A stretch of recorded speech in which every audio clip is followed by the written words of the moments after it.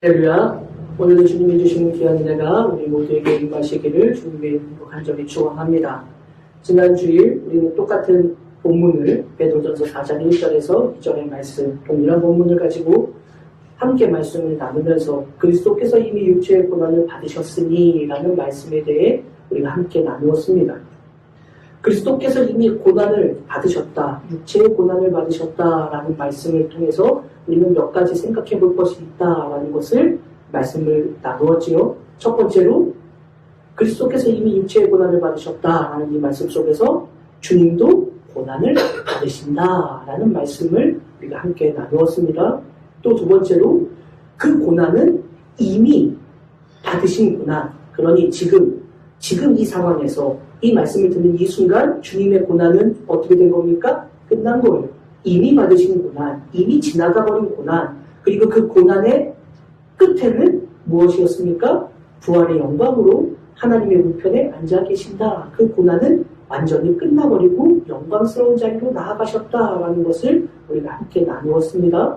그리고 또 그 고난은 어떠한 고난이냐? 우리를 위한 고난이다. 우리가 지난번에 살펴본 것처럼 우리 유명한 사본들, 알렉산드리아 사본, 또 신해산 사본 같은 경우에는 그 사본 속에서 우리를 위하여라는 말씀이 첨가되어 있다. 그래서 그 고난은 바로 우리 모든 성도들을 위한 주님의 고난이셨다라는 것을 함께 나누어 보았어요. 그리고 또 마지막으로 그 고난은 오직 육체의 고난일 뿐이다.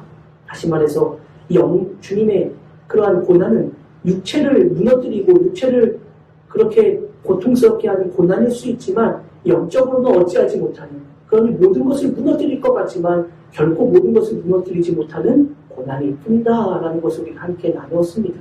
바로 그 고난을 기억하면서 성도들의 고난의 자리에서도 주님의 고난을 바라보며 그 고난의 자리에서도 믿음의 길을 잃지 말아라 라고 사도 베드로는 성도들을 향해서 말하고 있다. 우리가 지난주에 함께 나누었던 말씀이지요.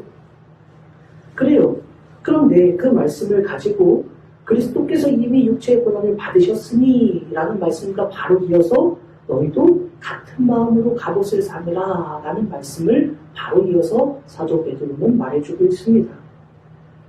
자, 너희도 같은 마음으로, 지난주에도 잠깐 이 말씀을 함께 나눴는데 같은 마음, 이것은 같은 마음을 가지다라는 것, 같은 뜻을 가지고 동일한 신념을 가지고 라는 뜻이라고 우리가 함께 나누어 보았습니다. 같은 마음, 지난주에 우리가 생각해 본 것처럼 내 마음에 주님의 마음을 끌어다가 주님께서 내 마음에 맞춰주세요 라는 것이 아니라 주님께 같은 마음을 가지고 주님의 마음에 내가 함께 참여하는 것, 이것이 같은 마음, 동일한 뜻을, 동일한 신념을 가지고 라는 말이라는 것을 우리가 지난주에 함께 나누었습니다. 그래요. 우리가 믿음의 길을 걸어가면서 그럴 때가 참 많은 것 같습니다. 믿음의 길을 걸어가면서 주님의 마음을 본받는다라고 하고 주님의 뜻을 따라 살아간다라고 하고 나의 마음이 주님의 마음과 합해지기를 원합니다라고 말하지만 실제로는 말이에요. 우리의 신앙생활에서 많은 경우, 상당히 많은 경우 우리의 기도의 제목에 하나님이 좀 맞춰주세요 라고 할 때가 얼마나 많이 있습니까? 내가 지금 당장 큰 문제가 있을 때 그 문제 속에 하나님이 개입해 주셔서 하나님 내 문제를 해결해 주시고 그 문제로부터 피하게 해 주시고 그 모든 문제들을 넘어서서 이제는 영광의 자리로 가게 해 주세요. 하나님의 뜻에 내 마음을 맞추는 게 아니라 내 마음에 하나님이 오셔서 맞춰주세요 라고 할 때가 사실 더 많은 것 아닙니까? 그런데 사도 베드로는 뭐라고 이야기하느냐? 주님의 마음에 너희의 마음을 맞춰라 라고 이야기하고 있는 것입니다. 우리 교회가, 우리 모든 성도님들이 그런 믿음으로 살아갈 수 있기를 간절히 소원합니다. 주님의 마음에 나의 마음을 맞추는 것, 바로 이것은 하나님의 뜻을 우리가 아름답게 걸어가는 믿음의 길 속에서 가장 중요하게 생각해야 될 것들이라는 것을 놓치지 않기를 간절히 소원합니다. 마찬가지로 기도의 제목뿐만 아니라 시간도 마찬가지입니다. 이 일이 꼭 지금 일어나야 되고 지금 해결돼야 될 것 같고 모든 문제들이 지금 끝나야 될 것 같은 내 마음까지도 하나님 앞에 엎드리고 하나님의 시간표에 맞추어 모든 것들이 다 이루어질 것을 믿는 믿음으로 맡기고 하나님을 따라가는 믿음의 자녀들이 되어야 한다. 우리가 지난 시간 이것까지 함께 나누었습니다. 그래요. 우리 교회도 모든 주님의 자녀들도 다 그런 믿음의 길을 살아갈 수 있기를 간절히 소원합니다. 하나님께 모든 것을 맡긴다라는 건 나의 시간도 하나님의 시간 앞에 다 내려놓는 것을 의미하는 겁니다. 내 기도의 제목도 하나님의 거룩하신 뜻 앞에 다 내려놓는 겁니다. 바로 그것이 주님과 같은 마음을 가지라라는 말씀이라는 것을 우리가 잊지 않는 믿음의 자녀들이 될 수 있기를 간절히 소원합니다. 자, 그런데 주님과 같은 마음을 품는다. 지난주에 잠깐 이야기하고 이제 너무 길어질 것 같아서 사실 오늘 이야기를 함께 나누려고 지난주에 거기서 말씀을 정리를 했는데, 자, 그래요. 주님의 마음을 따른다. 주님과 같은 마음을 가진다라고 생각해보면 여러분 그럴 수 있어요. 주님의 마음, 다양한 마음들이 있잖아요. 주님의 다양한 마음들이 있어요. 우리가 본받아야 될 주님의 많은 그런 모습들, 주님의 마음들이 있잖아요. 그런데 오늘 사도 베드로는 이 말씀을, 주님과 같은 마음을 가지라라는 이 말씀을요, 바로 이 앞의 말씀, 그리스도께서 이미 육체의 고난을 받으셨으니 라는 말씀과 등위 접속사를 가지고, 그리고 라는 이 등위 접속사를 가지고 연결해주고 있다라는 거, 우리는 이걸 주목해 봐야 합니다. 이 말은 무슨 의미냐? 주님과 같은 마음을 품어라 라고 할 때 그 주님의 마음은 여러 가지 마음일 수 있지만, 지금 사도 베드로가 너희가 이 마음을 품어야 한다 라고 말할 때 그 마음은 어떤 마음이냐? 그리스도께서 이미 고난을 받으셨다라는 그 말씀을 연결해서 주님이 고난을 받으실 때에 가지셨던 그 마음을 너희도 가져라 라는 말씀이 된다라는 겁니다. 많은 주님의 모습들 속에서 주님이 이런 마음을 가지실 때도 있었고 또 이런 마음을 가지실 때도 있었어요. 그래서 우리는 주님의 마음을 본받는다고 하면 여러 가지 것들을 생각해 볼 수 있지만, 오늘 사도 베드로가 말하고 있는 이 상황에서 너희가 본받아야 돼, 너희가 따라가야 돼, 같은 마음에 우리의 마음을 주님의 마음에 놓아둬야 될 그 주님의 마음은 뭐냐? 예수님께서 고난을 당하실 때에 가셨던 바로 그 마음을 너희가 가져라 라고 이야기하고 있는 것입니다. 그러면 주님이 그 십자가에서 그 고난의 한복판에서 도대체 어떤 마음을 가지셨을까? 여러분, 그것을 우리는 이렇게 성경을 통해 알 수 있습니다. 베드로전서 2장 22절 이하에 보면 성경은 예수님이 그 십자가의 고난의 자리에서 어떤 마음을 갖고 계셨는지를 이렇게 표현해주고 있습니다. 그는 죄를 범하지 아니하시고 그 입에 거짓도 없으시며 욕을 당하시되 맞대어 욕하지 아니하시고 고난을 당하시되 위협하지 아니하시고 오직 공의로 심판하시는 이에게 부탁하시며 라고 성경은 기록해주고 있습니다. 자, 주님이 십자가에 달리실 때 어떤 마음으로 그 십자가를 지셨는가? 이렇게 말하고 있는 거예요. 죄가 없으시면서도 그 입에 거짓도 없으시면서도 욕을 당하실 때 맞대어서 욕하지 않으시고 고난을 당하실 때에도 그들에게 위협하지 않으셨고 오직 공의로 심판하시는 이에게 모든 것을 부탁하셨다. 이게 주님의 마음이셨다라는 겁니다. 그러면서 그 마음을 너희도 가져야 된다라고 사도 베드로는 말하고 있습니다. 왜냐? 21절의 말씀에 보면 그 22절 앞절에 21절의 말씀에 보면 이를 위하여 너희가 부르심을 받았으니 그리스도도 너희를 위하여 고난을 받으사 너희에게 본을 끼쳐 그 자체를 따라 오게 하려 하셨느니라. 그래요. 주님이 그 마음을 우리에게 보여주신 것은 너희들로 하여금 그 발자취를 따라서 오게 하기 위해서 본을 보여주셨다라는 겁니다. 그런데 여러분, 여기서 주님의 마음, 우리가 거기에 같은 마음이 되어야 되는 주님의 마음은 바로 22절 이하의 이 말씀, 이 예수님의 마음을 우리도 따라가기를 원하셔서 주님이 그렇게 본을 보여주고 계셨다라는 겁니다. 그 마음을 우리도 가져야 된다라고 사도 베드로가 말해주고 있는 겁니다. 근데 여러분, 이 말씀을 쭉 살펴보면 마치 비폭력 무저항의 모습과 같은 것으로 비춰지기도 합니다. 그래서 세상의 어떤 공격이나 위협에서도 그러한 문제들, 고난 속에서도 저항하지 않는 것, 바로 이것이 주님의 마음이다라고 말하는 것처럼 보이기도 합니다. 그래서 우리는 이 말씀을 예수님의 말씀과 예수님이 십자가에 달려 돌아가시기 전에 공생애를 하실 때에 공생애 생활 속에서 주님께서 하셨던 그 말씀 속에서 우리는 이것과 연결해서 이렇게 이해하기도 합니다. 마태복음 5장에서 주님은 이렇게 말씀하셨습니다. 악한 자를 대적하지 말라. 누구든지 내 오른편 뺨을 치거든 왼뺨도 돌려대라. 주님의 말씀입니다. 또한 너를 고발하여 속옷을 가지고자 하는 자에게 겉옷까지도 가지게 하라. 이것도 주님의 말씀입니다. 너로 억지로 오리를 가게 하거든 그 사람과 심리를 동행하라. 또 내 이웃을 사랑하고 내 원수를 미워하라 하였다는 것을 너희가 들었으나 나는 너희에게 이르노니 너희 원수를 사랑하며 너희를 박해하는 자를 위하여 기도하라. 주님이 하신 말씀입니다. 또 주님이 붙잡히시던 날, 여러분 예수님이 겟세마네에서 기도하시다가 이제 주님이 붙잡히신 바로 그 순간에 예수님의 제자 중 베드로가 대제사장의 종의 귀를 잘라버립니다. 칼로. 그때 종의 귀를 칼로 쳤을 때 예수님께서 뭐라고 말씀하셨느냐? 베드로를 향해서 이것까지도 참으라 라고 주님이 말씀하셨습니다. 주님이 십자가에 달려 끌려가시는데 주님이 이제 십자가에 달려 죽이려고 사람들이 몽둥이와 많은 것들을 가지고 이제 예수님을 잡아가려고 하는데 제자인 베드로가 그것을 참지 못하고 예수님을 잡아가지 못하도록 대제사장의 귀를 잘라버린 거예요. 칼을 빼어들고. 그랬더니 예수님께서 뭐라고 말씀하시느냐? 베드로야, 이것까지도 참아라. 아니 지금 죽음의 자리에 끌려가시는데 이것까지도 참으라. 라고 주님이 하시는 말씀들, 여러분 이 말씀들을 쭉 생각해 보면서 오늘 베드로전서 2장 22절 이하의 이 말씀, 우리가 이것을 연결해 보면 우리는 정말 악에 있어서도 어떠한 악한 존재, 이 세상의 악, 또 사탄에 대해서도 저항하지 않는 것, 이것이 주님의 의미가 이런 것인가? 라고 생각할지도 모릅니다.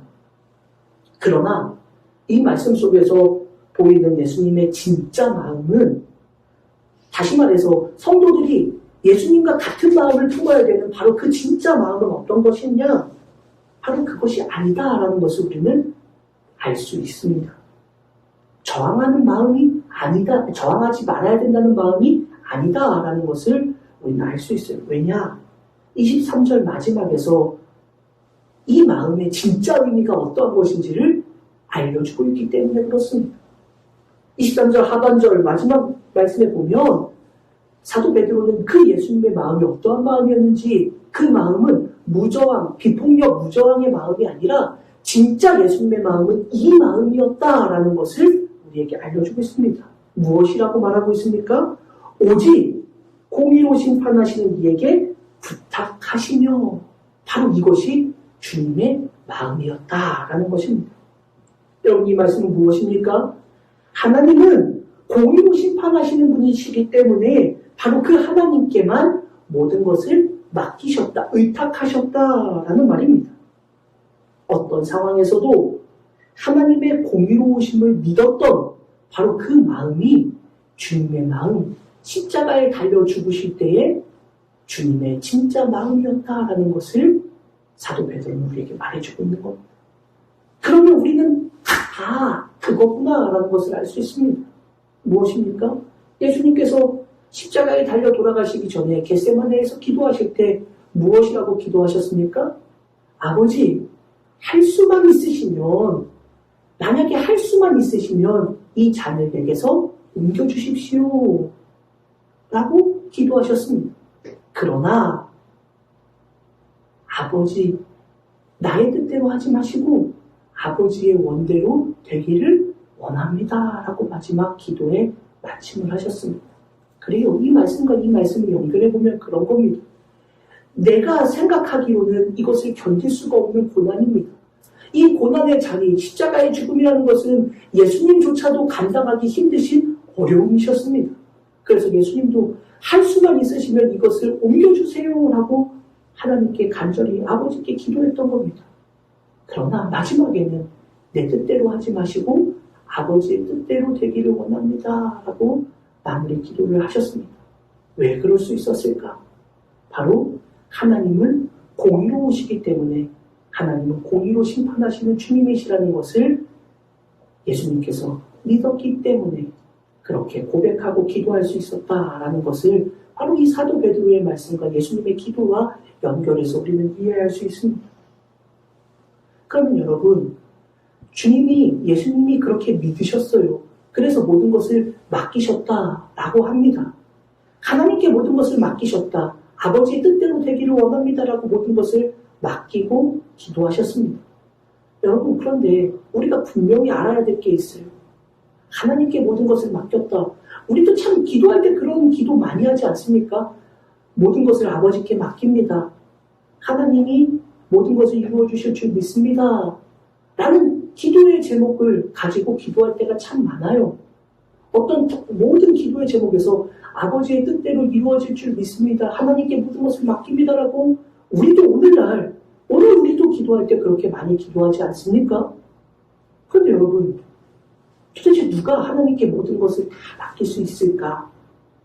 여러분, 과연 우리는 진짜로 하나님께 모든 것을 다 맡깁니까? 어떠세요? 여러분 정말 그렇습니까? 저도 말씀을 묵상하면서 말씀을 준비하면서 이 말씀, 아버지께 공의로 심판하시는 이에게 맡기셨다, 의탁하셨다 라는 이 말씀을 저는 이 말씀을 묵상하면서 고민을 하는 겁니다. 저도 스스로에게 물어보면서 하나님께 모든 것을 맡겼다, 의탁하셨다, 주님은 그렇게 하셨다라고 하는데 과연 정말 나도 그렇게 하고 있는가? 목사인 저도 부끄럽지만 그렇지 못할 때가 더 많은 것 같아요. 하나님께 모든 것을 맡기기보다는 내 계산법을 가지고, 내 생각을 가지고, 내가 계획한 것들을 가지고 하나님 이렇게 되기를 바라는데 하나님 도와주세요 할 때가 더 많지 않았는가? 하나님이 다 이루실 줄 믿습니다. 하나님이 모든 것을 다 해결하실 줄 믿습니다. 다 하나님이 이끌어 가실 줄 믿습니다라는 것보다는 하나님 이렇게 계획한 것들이 하나님이 도와주셔서 이루어지기를 바랍니다라고 그렇게 기도했던 때가 더 많지 않았을까? 부끄럽지만 제 모습 속에서도 그런 게 더 많았던 것 같아요. 여러분들은 어떠십니까? 하나님께 모든 것을 맡긴다라는 건 결코 쉬운 일이 아닙니다. 왜요? 하나님께 모든 것을 맡기기 위해서는 그 앞에 선행되는 게 있기 때문에 그렇습니다. 뭐라고요? 오직 공의로 심판하시는 이에게 부탁하시며 라고 하고 있으니 부탁할 수 있는 그 사람은 뭘 믿어야만 가능합니까? 제 성경책하고 다른가요? 오직 공의로 심판하시는 이에게, 즉 다시 말하자면 하나님은 공의로우시다라는 것을 믿는 바로 그 사람, 하나님은 언제나 공의로우시다, 언제나 신실하시다라는 것을 믿는 그 사람만이 바로 하나님께 모든 것을 맡기고 부탁하고 의탁할 수 있는 바로 그 믿음 위에 서 있을 수 있다라는 것을 우리에게 알려주고 있는 것입니다. 자, 그럼 여러분 어떠십니까? 하나님이 공의로우시다라는 것을 믿습니까? 이걸 참 쉽게 생각해보면 그래요. 막 공의롭다, 어렵게 표현되어 있는 것 같아서 참 어렵지만 그래요. 하나님은 언제나 완벽하십니까? 잘 모르겠어요. 하나님은 언제나, 하나님의 계획은 언제나 옳은 방향으로 나아갑니까? 그래요? 아니에요? 아리송합니까? 자, 오늘 저는 이 말씀 속에서 우리가 함께 나누고 싶은 게 있어요. 하나님은 공의로우시다라는 것을 믿는 사람만, 하나님은 신실하시다라는 것을 분명히 믿을 수 있는 사람만 하나님께 부탁할 수 있다라는 것을 우리가 함께 나눴다면, 여러분 언제나 우리 자리에서 하나님은 정말 공의로우시다라고 믿는 믿음이 우리 가운데 있느냐? 자, 그것을 우리가 함께 생각해 보았으면 좋겠어요. 여러분, 이 말씀은 그냥 하나님 언제나 공의로우시지 라고 넘어갈 수 있는 문제가 아니에요. 왜냐? 우리의 인생에 대입해 보면 말입니다. 하나님의 말씀, 그냥 하나님의 말씀으로 놓는 게 아니라 내 인생에 대입해 보았을 때 어느 순간에서나 하나님은 공의로우시냐? 하나님은 신실하시냐? 하나님은 정의로우시냐라고 우리 스스로에게 물어본다면 하나님은 그렇지 않았던 때도 있었던 것 같아요 라고 우리가 생각할 때도 있기 때문에 그래요. 이건 비단 다른 사람의 이야기가 아니라 저의 이야기이기도 합니다. 아시는 분들은 아시겠지만 제가 군대에서 수술을 2번을 할 때 저는 하나님이 진짜 신실하신가 진짜 공의로우신가에 대한 하나님 앞에 외치는 기도, 울부짖는 기도를 했던 적이 있었습니다. 그래요. 이 말씀은 정말 진지하게 우리의 삶의 자리에 물어봐야 돼요.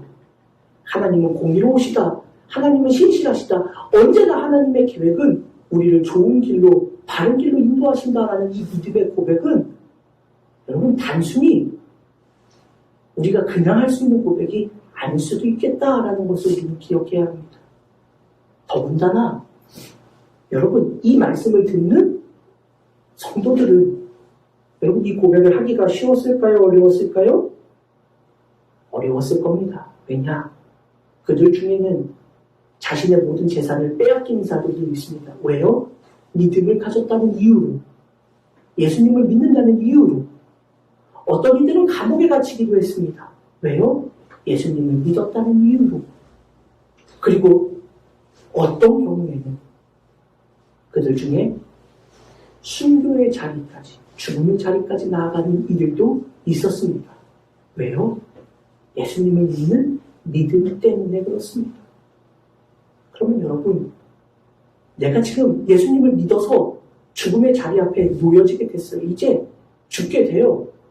너 지금 예수님을 부인하기만 하면 살려주겠지만 아니면 너 죽는 거야 라고 했을 때 내가 주님을 믿습니다라고 고백하는 것이 나의 죽음으로 던져지게 하는 그 자리에서도 내가 죽는다고 해도 하나님은 진짜 공의로우신 분입니다라고 고백할 수 있는 믿음 위에 서 있는 것 여러분 쉬운 일이 분명 아닌 거예요. 그래요 여러분. 어떠한 자리에서도 바로 그 자리가 고난의 자리일 때 주님은 의로우십니다. 공의로우십니다. 참되십니다. 신실하십니다. 라고 고백할 수 있는 것 그것은 보통 믿음으로 가능한 것이 아니라는 것을 우리는 기억해야 합니다. 그러나 그 믿음 안에 서 있는 자들은 모든 것을 하나님 앞에 맡길 수 있는 바로 그러한 이들이 될 것이다 라고 이야기하고 있고 바로 그 마음을 너희도 풀어라 라고 이야기해주고 있는 겁니다. 근데 여러분 아까도 말했듯이 그게 쉽지 않은데 어떻게 그 마음을 품어요? 그게 쉽지 않은데 어떻게 그 마음을 품을 수 있습니까? 여러분 그 마음을 어떻게 품을 수 있어요? 쉽지 않은데요 라고 우리는 생각할 수도 있어요. 그런데 오늘 이 말씀 속에서 우리는 중요한 것을 깨달을 수 있어요. 지금까지 베드로전서의 말씀을 쭉 이어서 계속해서 오랜 시간 동안 베드로전서의 말씀을 함께 나누고 있는데 정말 중요한 것을 베드로전서, 베드로 사도는 베드로의 편지, 첫 번째 편지를 통해서 우리에게 계속해서 반복적으로 이야기하고 있는 것이 있어요. 그것은 무엇이냐? 첫 번째 우리가 말씀을 통해서 함께 나누었던 것처럼 너희에게는 무엇이 있다? 산 소망, 지금 살아있는 소망이 있다라는 것을 우리에게 이야기해주고 있었어요. 그리고 그 소망은 이 세상의 것이 아니라 영원한 하나님 나라의 본향, 그곳에서 얻게 되는 구원이다라는 것을 우리가 함께 나누었어요. 믿음의 결국, 믿음의 마지막 장면은, 믿음의 목적은 영혼의 구원이 있다라는 것도 우리가 베드로의 편지를 통해서 우리에게 주시는 말씀을 함께 나누었습니다. 그러니 여러분 이 말씀을 속에서 우리가 깨달을 수 있는 것은 무엇이냐? 주님의 공의로우심이라는 것은 이 세상의 고난, 그것을 뛰어넘는 것이다 라는 것을 우리에게 알려주고 있는 겁니다. 자, 그래서 우리가 지난주에 살펴보았던 것처럼 주님의 말씀, 주님이 뭐라고 말씀하셨어요? 너희가 두려워할 것은 너희의 육체를 죽이는 그 세상의 권세가 아니다. 너희가 정말 두려워해야 할 것은 너희의 영과 육을 죽음의 자리까지, 지옥에까지 떨어뜨릴 수 있는 오직 하나님이다 라고 주님이 말씀하신 말씀을 우리가 함께 나눴잖아요. 그럼 여러분 그거예요. 고난 속에서 말입니다. 지금 내가 고난을 당해요. 그런데 고난을 주는 이가 있어요. 그 고난을 당하게 한 이는, 그 고난을 허락한 이는, 그 고난을 우리에게 받게 하는 그 존재는 주님까지도 고난을 당하게 했단 말이에요. 근데 그 주님의 고난은 무슨 고난이에요? 육체의 고난. 다시 말해서 영혼은 어찌하지 못하는 고난이었다라는 것을 우리가 함께 나누었잖아요. 그러니 여러분, 이 말씀 속에서 우리가 분명히 알 수 있는 건 그거예요. 고난의 현장에서도 어떻게 하나님은 공의로우시다라는 것을 고백할 수 있을까? 그래. 우리에게 고난을 주는 이 세상 권세자들, 이 세상의 그러한 악의 무리들, 사탄은 우리의 육체를 고난에 내던져 놓을 수는 있지만 우리의 영혼은 어찌하지 못하는 자들, 오직 우리의 영혼은 하나님만이 붙들어 주시고 하나님만이 어찌하실 수 있는 바로 그러한 것이다 라는 것을 믿는 그들은 바로 그 고난의 자리에서도 여러분, 하나님은 공의로우셔. 하나님의 뜻은 언제나 우리를 바른 곳으로 인도하실 수 있어. 하나님은 신실하신 분이야 라고 고백할 수 있고, 바로 그 고백할 수 있는 사람은 어떠한 상황, 내가 죽음의 자리에서도 모든 것을 주님처럼 하나님께 맡길 수 있는 사람이 된다. 사도 베드로는 바로 이 이야기를 하고 있는 겁니다. 너희가 같은 마음을 품어라. 주님이 십자가에서 가셨던 그 마음이다. 그 마음은 어떠한 상황에서도 우리의 육체는 무너질지언정 우리의 영혼은 하나님이 책임져 주신다. 하나님은 그런 공의로우신 분이다라는 것을 믿고 하나님께 모든 것을 맡기셨던 주님처럼 너희도 그 마음을 가져라 라고 모든 성도들을 향해 말하고 있는 것입니다. 사랑하는 성도 여러분, 저는 우리 교회 모든 성도들이 바로 이 믿음 위에 서 있을 수 있기를 주님의 이름으로 간절히 축원합니다. 그래요 여러분, 고난의 자리가 우리에게 분명 찾아올 수도 있을 겁니다. 예수님 믿다가 더 어렵고 더 힘들어지고 더 괴로워지고 더 난망하게 되는 일이 우리의 인생의 자리에 있을 수도 있습니다. 그러나 그 자리에서 어떠한 상황에서든지 이 고난은 나를 완전히 무너뜨리지 못해.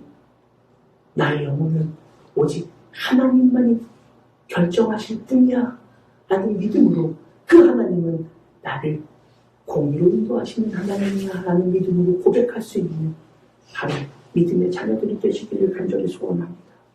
그래서 주님은 이렇게 말씀하시지 않았습니까? 주님도 말씀하셨습니다. 주님이 뭐라고 말씀하셨어요? 여러분, 주님이 이미 예전에 뭐라고 말씀하셨느냐? 이 세상에 참새들이 많이 있는데 그 참새 하나도 하나님이 허락하시지 않으면 땅에 떨어지지 않아. 주님의 말씀입니다. 그런데 그 주님이 또 뭐라고 말씀하시느냐? 참새 하나도 하나님이 허락하시지 않으면 땅에 떨어지지 않는데 너희는 참새보다 더 귀하지 아니하냐? 너희의 머리털 하나하나까지도 하나님은 다 세신 바 되고 있지 않으냐? 그러니 뭐라고요? 너희는 하나님이 허락하시지 않으면 결코 무너지지 않는다. 너희의 영혼을 그 누구도 빼앗지 못한다. 하나님이 허락하시지 않으면 그 어떤 것도 그 누구도 너희를 넘어뜨리게 할 수 없다라고 주님은 이미 말씀하셨습니다. 그래요 여러분, 고난 속에서도 우리의 육체를 무너뜨릴 수 있는, 오직 육체만을 무너뜨릴 수 있는 사탄과 이 세상의 권세자들로 인해 낙심하는 것이 아니라 그 고난 속에서라고 할지라도 그 고난 속에서 나를 붙들어 세우시는, 조금도 그 믿음 안에 흔들리지 않는 모든 주의 성도들을 하나도 땅에 떨어지지 않도록 지키시는 그 공의로우신 하나님을 믿는 믿음 안에서 우리 모두가 담대히 서 있을 수 있기를 주님의 이름으로 간절히 축원합니다. 바로 그것이 예수님이 십자가에 달려 죽으실 때 그 고난을 항복하면서 주님이 가지셨던 마음, 그리고 우리가 그 마음을 따라가야 되는 바로 주님의 마음이라는 것을 잊지 않는 믿음의 자녀들이 될 수 있기를 주님의 이름으로 간절히 축원합니다. 사도 바울은 고난의 자리에 있던 성도들을 향해서 특별히 로마교회 성도들에게 이렇게 편지하고 있습니다. 로마서 8장 18절 말씀입니다. 생각하건대 현재의 고난은 장차 우리에게 나타날 영광과 좋게 비교할 수 없도다. 여러분, 현재는 지금 경험하면 알 수 있잖아요. 그러나 장차 미래라는 것은 우리가 알 수 있어요, 없어요? 없는 거예요. 경험하지 않았으니 알 수 없어요. 그런데 지금 현재 우리의 자리는 고난이라는 걸 우리가 너무나도 잘 알고 있잖아요. 그런데 장차 미래에 우리에게 영광이 있을 것이라고는 그 누가 믿을 수 있습니까? 그러나 주님이 공의로우시다라는 것, 우리를 끝까지 놓지 않는다라는 것을 믿는 모든 믿음의 자녀들은 바로 이 믿음 안에서 지금 내가 고난을 당해도 이 고난은 내가 장차 받을 그 영광과는 비교할 수도 없는 거야 라고 고백할 수 있는 믿음이 생긴다. 그 믿음 안에 서 있다라고 말해주고 있는 것입니다. 그래서 로마서 8장 38절 39절에서 어떤 상황에서도 이 믿음을 가지는 성도들을 향해 사도 바울은 이렇게 선포해주고 있는 겁니다. 내가 확신하노니 사망이나 생명이나 천사들이나 권세자들이나 현재일이나 장래일이나 능력이나 높음이나 깊음이나 다른 어떤 피조물이라도 우리를 우리 주 그리스도 예수 안에 있는 하나님의 사랑에서 끊을 수 없느니라 라고 말해주고 있는 겁니다. 그래요. 여러분 이것을 기억하시기 바랍니다. 어떤 것도 그리스도 예수 안에 있는 하나님의 사랑으로부터 우리를 끊을 수 없다. 하나님은 우리를 꽉 붙잡고 계실 것이다. 어떠한 상황에서도 주님의 공의로우심을 붙잡고 하나님은 어떤 상황에서도 나를 가장 좋은 길로 인도하실 것이라는 믿음 안에 서 있는 주의 사랑하는 자녀들로부터 이 세상의 그 어떠한 존재들도 우리를 그 사랑에서 끊을 수 없다. 그래서 우리는 지금 고난을 받아도 장차 우리에게 허락될 영광은 이것은 전혀 비교할 수 없는 놀라운 큰 것, 우리에게 영혼의 구원을 허락해 주시는 하나님의 은혜가 우리에게 임할 것이다라는 바로 그 믿음, 그 믿음에서 흔들리지 않는 복된 주님의 자녀들이 될 수 있기를 주님의 이름으로 간절히 축원합니다. 하지만 너희들 같은 마음으로 갑옷을 삼으라. 이 갑옷을 삼으라 라는 말씀은 우리가 다음 주에 다시 한번 이 말씀이지만 여러분 길지 않은 말씀이지만 참 중요한 말씀들이 있기에 제가 조금 더 깊이 다음 주에 이 갑옷을 삼으라 라는 말씀의 의미는 무엇인가 다음 주에 다시 한번 이 말씀을 함께 나누어 보도록 하겠습니다. 사랑하는 성도 여러분, 하나님은 언제나 공의로우십니다. 이것이 십자가 앞에서 그 십자가의 고난 앞에서도 담대히 십자가를 질 수 있었던 주님의 마음이라는 것을 기억하십시오. 모든 것을 주님께 맡기실 수 있었던 그 마음, 하나님은 언제나 공의로우시다라는 그 마음이었다는 것. 그리고 그 마음을 오늘 우리도 붙잡고 어떠한 상황에서도 하나님의 사랑은 우리를 놓지 않으신다라는 믿음 안에서 고난 속에서도 기쁨으로 믿음의 길을 아름답게 걸어갈 수 있는 저도 우리 모든 성도님들도 될 수 있기를 주님의 이름으로 간절히 축원합니다. 기도하겠습니다. 하나님 감사합니다. 주님이 십자가에서 가셨던 그 마음, 주님의 십자가의 고난 앞에서도 하나님의 공의로우심을 믿으시고 모든 것을 하나님께 맡기고 부탁하시고 의탁하셨던 바로 그 마음을 오늘 우리도 품을 수 있도록 주님 인도하여 주옵소서. 그 마음을 가지고 우리에게 장차 허락해 주실 하나님의 놀라운 은혜들을, 그 영광을 기억하고 바라보면서 오늘 우리에게 닥쳐진 고난의 현장 속에서도 주님과 같은 마음을 품고 아름답게 믿음의 길을 정진할 수 있는 복된 주의 자녀들이 될 수 있도록 주님 은혜 내려 주옵소서. 감사를 드리며 거룩하신 예수님의 이름으로 간절히 기도드립니다. 아멘.